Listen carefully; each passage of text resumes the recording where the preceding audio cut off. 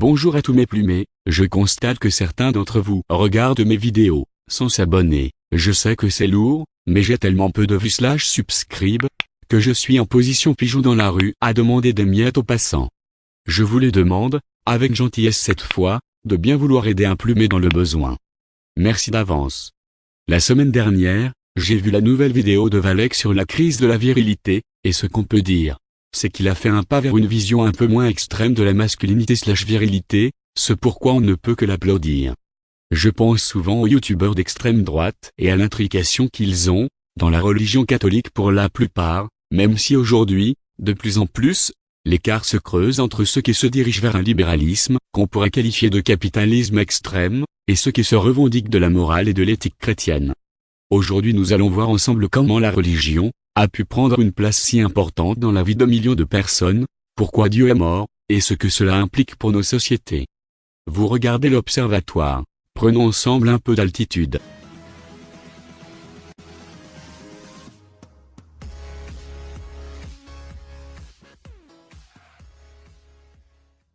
Aussi loin que l'on puisse remonter, il y a toujours eu des croyances diverses et variées, que ce soit la petite tribu aborigène, ou la dynastie des Francs, les hommes ont toujours eu ce besoin de croire en un être supérieur. Aujourd'hui, à cause des évolutions scientifiques, Dieu est mort, comme dirait notre ami Nietzsche. En effet, il devient de plus en plus difficile de croire à des textes sacrés, dans un monde dans lequel le moindre petit mètre carré est quadrillé par des satellites, et dans lequel même tout l'univers est comme observé, connu, analysé. Alors il devient facile d'imaginer, de manière cynique, que la religion est un outil de contrôle de masse, construit par une oligarchie pour soumettre le peuple. Je pense que les individus ont besoin de croire en un être supérieur, parce que nous sommes tous des animaux, au sens freudien du terme, gouvernés par notre inconscient sexuel, et sans outil de contrôle, il y a forcément des meurtres, des accrochages, des agressions incontrôlées. Dans un petit village aborigène, c'est le leader qui menace les autres habitants de ne pas mal se comporter, seulement voilà, il suffit d'un moment de faiblesse, ou qu'il ait le dos tourné, pour que les individus de la tribu se mettent à mal agir, pas vu pas pris. À partir du moment où un texte sacré est apparu, et où les préceptes de ce livre sont les suivants, tu es surveillé en toutes circonstances par un Dieu omniscient. Tu iras en enfer si tu te comportes mal, cela permet de réguler chez l'homme les instincts les plus sombres, cela permet à l'homme de se protéger de lui-même. Ce n'est pas le seul avantage de la religion, il permet aussi de gérer le deuil, de contenir sa colère, de passer outre la haine de soi, et la culpabilité, à travers la confession, c'est une forme d'antidépresseur artificiel. Et donc les peuples, qui étaient d'abord des petites tribus, qui se sont mis, grâce à l'écriture, à partager exactement la même version du livre sacré, et donc à prêcher les mêmes sacrements, se sont trouvés liés les uns aux autres, à très grande échelle.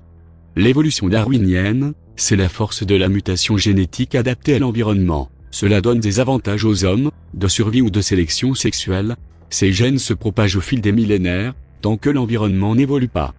C'est en cela que j'énonce que la religion est une forme de mutation génétique. Il semble qu'elle donne un avantage évolutif à celles et ceux qui la pratiquent, que ce soit pour gérer la culpabilité, pour se battre ensemble, pour faire attention avec qui on couche. Tout cela constitue un ensemble de protections et d'avantages évolutifs au long terme pour l'individu et la société à laquelle il appartient.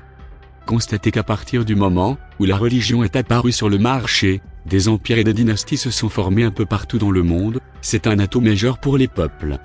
Bien sûr, le problème de ces textes sacrés, c'est qu'ils peuvent être interprétés n'importe comment, et permettent aux hommes entre autres, de justifier agressions, meurtres, pédophilie et comportements divers, mais assurément dans une moindre mesure que chez les athées, qui, avant la tertiarisation de nos sociétés, n'étaient que de vulgaires animaux obéissant à leurs instincts primaires. Si ce n'était pas le cas, si la religion n'était pas avantageuse, elle aurait disparu avec ses hôtes, telle une mauvaise mutation génétique. Revenons-en à notre époque, si vous le voulez bien. L'amélioration des connaissances rend la croyance en Dieu caduque, c'est une évidence.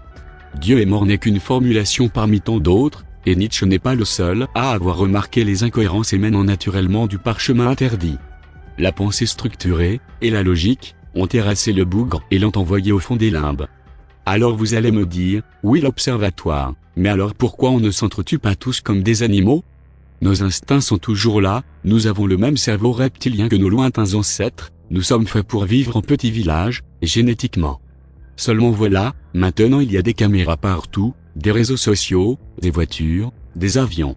Il n'est plus possible de commettre des crimes de manière impunie comme au Moyen-Âge. Robin des Bois se ferait low kick en moins de 2 par le premier CRS venu. La libéralisation des mœurs sexuelles est un exemple parmi tant d'autres, de perdition totale de l'espèce humaine.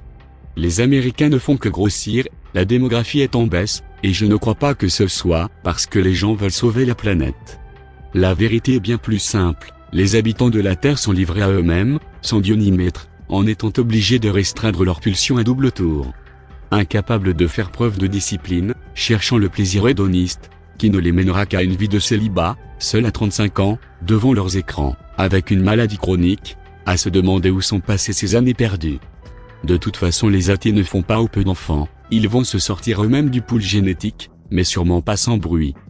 Qu'est-ce qu'il va se passer, quand il y aura en France et ailleurs, une population grandissante d'hommes et de femmes de 30 ans et plus, sans enfants, passant leur temps à gémir que le partenaire parfait n'est pas dispo, parce que leurré par les applis de rencontre.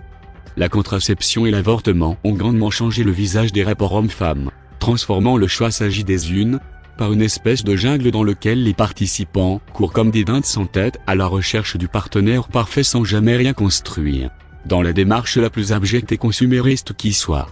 Moi je suis athée, pour la contraception et l'avortement, mais il va falloir, d'une manière ou d'une autre, réguler ce théâtre, sinon il va y avoir trop de personnes frustrées pour que la société puisse fonctionner.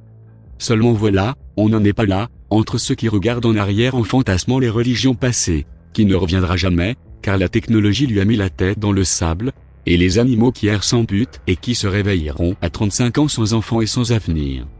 Nous avons besoin d'un nouveau système de pensée, un système athée, je le vois se construire, je crois, mais j'ai la haine que ma génération soit sacrifiée pour en arriver là.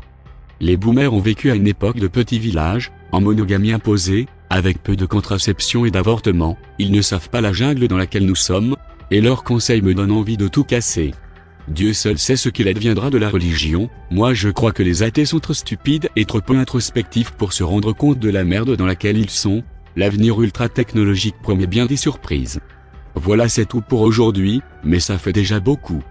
Abonnez-vous si vous aimez, indiquez-moi sur quel sujet vous voudriez que j'intervienne en commentaire. Que vos ramages se rapportent à vos plumages.